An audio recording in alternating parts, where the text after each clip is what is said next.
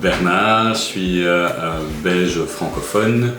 Je travaille comme travailleur jeunesse, animateur, mais également formateur, facilitateur dans le secteur de l'éducation non formelle, qui est vraiment ma matière et mon champ d'action depuis une grosse vingtaine d'années maintenant.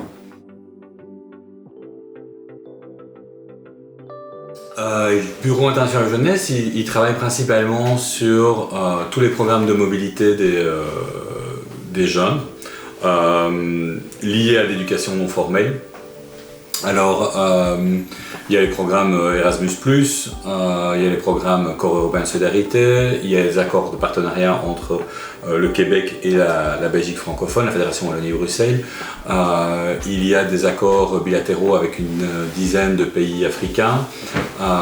Il y a des programmes pour soutenir les jeunes dans leur démarche d'entrepreneuriat, dans leur démarche artistique. C'est assez vaste. Ouais, c'est compliqué de résumer parce que c'est vraiment un grand service avec plein de programmes, plus des appels spécifiques suivant les années en fait. Donc, voilà. Résultat de mes études en fait, puisque j'étais dans le travail social, socio-éducatif et la sociologie, donc voilà, ça reste lié. Et en fait, le déclic, ça a été pour moi en dernière année d'études une expérience Erasmus en Espagne, donc j'ai été travailler et étudier, un peu travailler, beaucoup, non, un peu étudier, pardon, mais beaucoup travailler, et c'est ça qui m'a donné envie après de continuer sur tout ce qui était projet de mobilité pour les jeunes.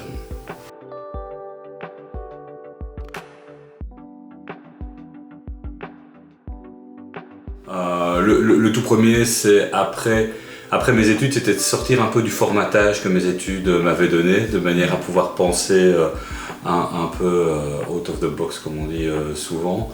Ça, je pense que ça a pris un tout petit peu de temps, parce que je trouve vraiment que mon parcours m'a vraiment formaté à des systèmes de pensée, à suivre ce que le gouvernement pratiquait en termes de politique jeunesse et éducation.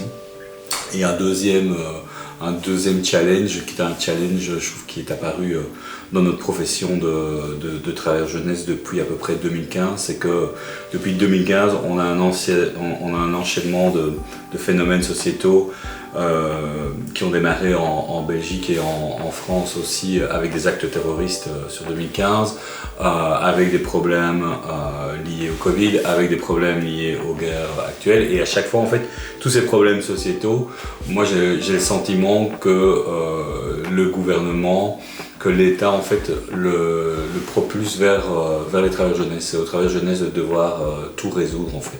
On est vraiment utilisé de temps en temps comme un canif suisse en fait. On doit avoir 10 000 outils, 10 000 armes, et je pense pas que ce soit notre fonction première. On doit tenir compte de ces éléments, on peut vouloir travailler si c'est quelque chose qui touche très fortement le groupe après, avec lequel on travaille. Après, on devrait avoir une liberté, je pense, de dire ça, j'ai pas les compétences pour, j'ai pas l'expertise pour, et je peux accompagner le groupe ou les jeunes vers d'autres personnes qui sont davantage expertes que je ne le suis.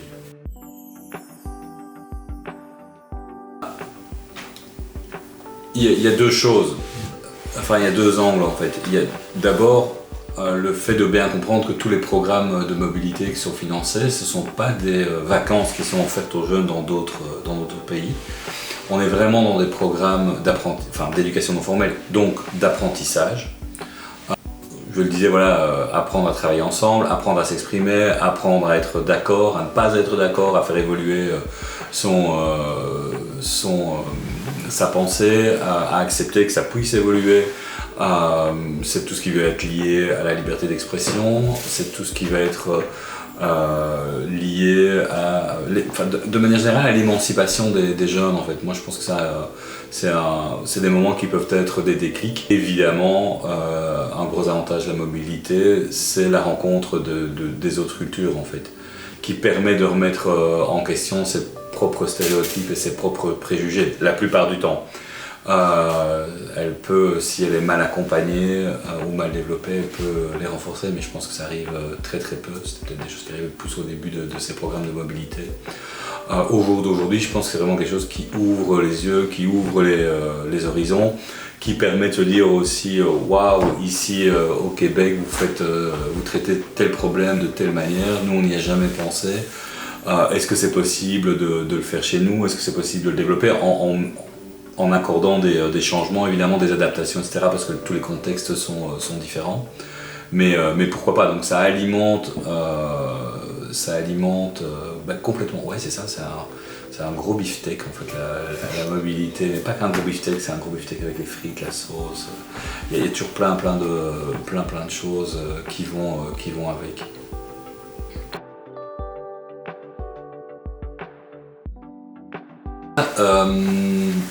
En fait, au début, j'ai plutôt développé des simples, non, ça n'est pas si simple.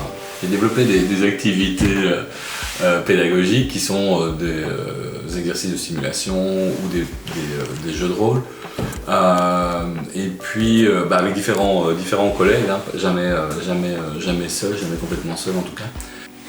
Et donc tous les trois on s'est mis ensemble pour créer un jeu de société, une bande dessinée qui sont agrémentées de réalité augmentée et donc qui nécessite une app sur les cellulaires pour pouvoir en profiter pleinement, qui peut jouer sans l'app mais qui est quand même plus sympa avec les différentes animations qui apparaissent quand on joue. L'idée étant vraiment que les participants soient confrontés à leurs propres stéréotypes, préjugés, à leur propre vision de ce que sont les relations hommes-femmes, de si elles sont égalitaires ou non, et de susciter au-delà de la réflexion aussi les inviter à se mettre en action à la fin en fait, à un niveau qui peut être individuel ou un niveau qui peut être plus collectif également avec leurs amis, avec ceux qui ont participé au jeu. Et donc ça ressemble, je ne l'ai pas ici malheureusement, mais ça ressemble à une boîte de jeu, c'est un board game, un jeu de table traditionnel. Ça a été designé par des jeunes artistes espagnols, géorgiens et belges.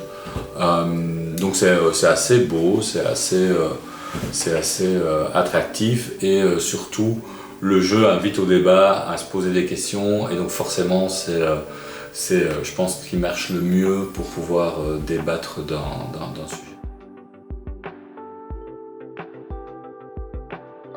C'est très marrant parce que la toute première relation que j'ai eue, c'était un de mes meilleurs amis qui est venu s'installer ici. Et dans les 6 mois où il s'est installé ici, en fait, le BIJ m'a proposé une mission ici au Québec. Et donc c'est là que j'ai découvert, parce que je disais, le BIJ est vraiment un organe qui couvre plein de programmes. J'avais jamais travaillé sur le Québec et donc c'est sur une mission exploratoire, si je me souviens bien, parce que ça remonte, avec des jeunes entrepreneurs de la Fédération Wallonie-Bruxelles qui venaient ici afin de découvrir comment les jeunes entrepreneurs québécois étaient soutenus, mais aussi certaines des initiatives qu'ils avaient pu développer. Et c'était ma première porte d'entrée avec le Québec. Et puis après j'ai utilisé ces programmes de collaboration, de coopération entre les deux régions francophones par rapport à une association dans laquelle j'étais impliqué qui soutenait des jeunes artistes au niveau graphique. Et puis avec mon boulot à l'époque, avec mon boulot quotidien qui était le travail de cohésion sociale dans les quartiers de logements sociaux bruxellois. Et donc on a fait des projets ici au Québec. On a accueilli des groupes québécois à Bruxelles et dans ma campagne où j'habite du côté d'Andenne. Oui, depuis, je peux dire que j'ai développé pas mal aussi d'amitié et j'ai toujours envie de mettre des projets avec le Québec en place.